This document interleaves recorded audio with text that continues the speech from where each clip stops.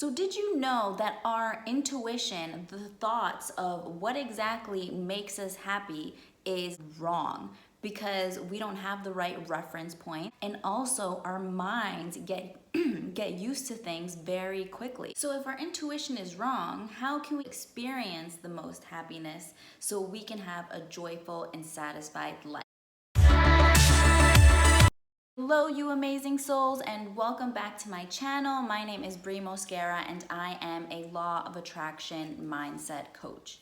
I guide and support ambitious women toward minimizing their unhelpful thoughts and negative emotions so they can attract the reality they desire. Like I mentioned in the beginning of this video, we don't realize that we get used to things. So after you buy that really cool Apple smartwatch or that cute H&M jacket, we're super excited with our purchase because we're gonna show it off, but we get used to it and it's over and it's done. So we need to stop investing in these cool items. They're always gonna be there. They're always gonna be in our home. They never change, they stick around, and it's always available to us. So what we really need to do so we can, rethink what brings us happiness is we need to invest more of our time in experiences. So whether that be traveling to another country, traveling within your state where you live, going on a road trip an hour away. It could be as simple as going to a museum, going to a concert, right? Because all of the things that I mentioned are experiences that might not happen again or might not happen as frequently. So these experiences that we create, whether they're a little bit more expensive or they're a little bit more affordable, they are moments that they change. So we appreciate that experience more than the Apple Watch and the cute H&M jacket because we don't get used to experiences. We get used to the purchases that we make, even if our intuition is telling us otherwise. Even if our intuition is like, you know what, this Apple Watch is so cool, I'm gonna love it forever. This jacket, I'm gonna wear it every single day. Even if our intuition is telling us otherwise, we have to keep in mind that our intuition is wrong. We get more satisfaction and more happiness through experiences because they change.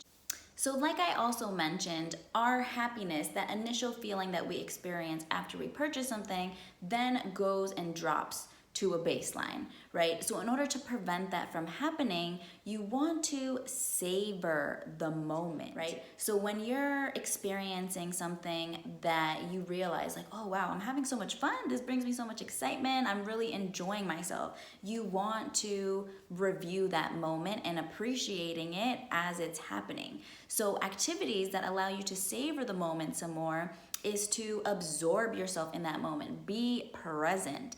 Also, telling somebody about it. You could call a friend, let them know what just happened, or when you're having dinner with your family, just sharing that moment. So sharing either in the moment as it's happening with somebody or sharing it later in the day with somebody about how it made you feel. Also, just thinking about how lucky you are to have experienced that moment that brought you so much joy. Thinking about, did you laugh? Did you giggle? Like what physical expressions did you have in that moment? You want to be really detailed when you're savoring the moment. Also, an activity that I personally take part in is taking pictures. Taking pictures really help you savor the moment, but you got to do it the right way because sometimes we could just, oh, this is cool, I need to take a picture of this, and we just take a picture and that's that. It goes into our albums and we don't really look at it until months later. So that is not the right way to savor a moment with your camera. So what you need to do is that as you're taking the picture, you want to actually look at the image that you're taking a picture of, and you want to think about whatever emotions you are experiencing while physically looking at the scenic view. Let's say, for example, you want to also experience that as you're looking at the image through your phone. And even in that moment, you might experience some different emotions compared to the emotions you felt when you were physically looking at the scenic view. Negative activities that could harm savoring the moment is you thinking about, when is this gonna end? When is this moment gonna end? Or this cheeseburger, for example, isn't as great as I thought it would be. So you can already start to hear kind of the negativity in the comments that you're making about this moment that you should be savoring in a positive way, putting yourself down, that you don't deserve this moment. You don't deserve participating in this event or being in this certain place is another negative way that you are harming the savoring experience. So the second technique for you to prevent your happiness from dropping down to base level is to think about how things would be if they weren't how they are now. So pretty much thinking about what would be if I didn't have the job that I had, if I didn't meet my partner, if I didn't attend the college that I attended, what would my life be like? Because then you start really reflecting on what you do have and the amazing things that are a part of your life because of meeting your partner, going to that school, and working at the job you have now. And reflecting on how you would feel if the thing you loved ended is a powerful way to break you out of the here and now mentality. Because sometimes we don't take the moment to really think about how a change like this could affect us. We're just focused on whatever task is at hand and whatever we're doing. Fourth technique is to be grateful. When you are grateful and you appreciate things around you, it really has big psychological effects, right? You're promoting positive emotions, it boosts your mood, you're more active, and increases your overall well-being. An example of this would be to write three good things that happened during your day. Really explain why they made you feel appreciative of that moment, that experience. That's one idea. A second idea can be writing a gratitude letter to somebody, writing how somebody's presence in your life has impacted you in a positive way, has helped you, or either changed you in some way, and giving them that letter, because that in itself is strengthening your relationship with that person by you handing the letter to them. Those are two ways that you can practice gratitude. So I just mentioned the 4 steps that you can take to start preventing your level of happiness to falling back down to base level, right? So the first one, savoring the moment. Second is to think about how things would be if they aren't how they are now. Third would be to think of things as your last day. And fourth is to practice gratitude and appreciation. So now we are moving on to how to reset your reference points, because reference points are free. And the reason that they're free is because we see them everywhere around us on any type of advertisement, social media, the internet, TV shows, right? So because they are free, we are constantly comparing ourselves to others. So let's change that so we can, maintain the level of happiness that we desire. First step, you want to re-experience a moment or a transition that has happened in your life. So for example, let's say you had a really horrible job before and now you have a new job. And when you started this new job, you were super excited, you were pumped, you were feeling grateful because you have this new experience that maybe you're getting paid more, right? But 6 months in, you're getting more work, maybe you're having a hard time with your boss, and you're starting to forget all the great reasons for why you were initially happy for starting at this job. So you want to think about your old life and the old job you had and why you were really struggling there, and remember how it felt to start at this new job and how appreciative you were. So you want to try to re-experience a moment where you experience such intense emotions, positive emotions, and then you don't need to make those comparisons with Joe or Brenda about their amazing job, because then you realize how amazing your job really is. Because we tend to take the things we like and the opportunities we receive for granted. We receive it, we embrace the moment and the emotions that we feel, but then a week later we're like, okay, moving on to the next thing. So it's like by re-experiencing this old moment and how you felt in that moment, you're then able to appreciate what you have in your life. Second step is that you need to observe. You want to observe and think about the life that you have, and to think about and realize that things could be a lot worse, and actually take the time to identify how your life could be worse. You could be living a different life completely altogether.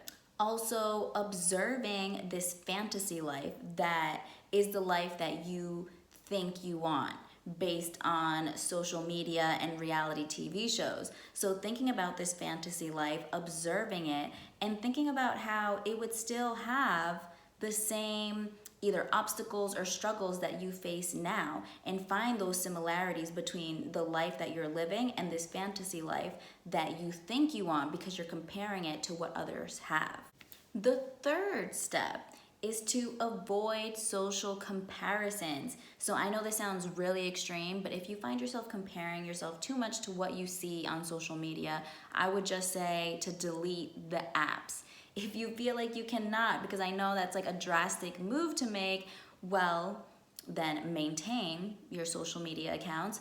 But when you find yourself comparing your life or what you have to others, you want to stop yourself and say stop, and say it out loud. With this technique, by you physically saying stop, you're hearing yourself say stop. So then you are really, managing your thoughts, and it freezes your mind from making those comparisons. So when you're grateful, you don't have any time whatsoever to be comparing your life to other people, because you are aware of what you have and how that brings you happiness and joy.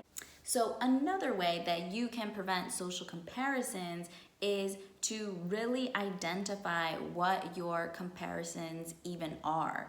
Because if you're comparing your life to an Instagram influencer, they live a whole different lifestyle than we do. So it's not really an accurate feed of how you want to be living your life, because you both are two different people, and it's just not really making sense to what you want for yourself. So for example, looking at feeds that are more relatable to the life that you live, because then there's no need for comparisons, because you're exploring and you're connecting with other people who have similar interests, who have similar hobbies, and who live a similar life. So a fourth technique to reset your reference point is to interrupt your consumption. So pretty much whatever you're doing that is bringing you happiness and bringing you joy, literally stop. Not because you shouldn't be doing it, but just because when you take a break from whatever activity brings you these positive emotions,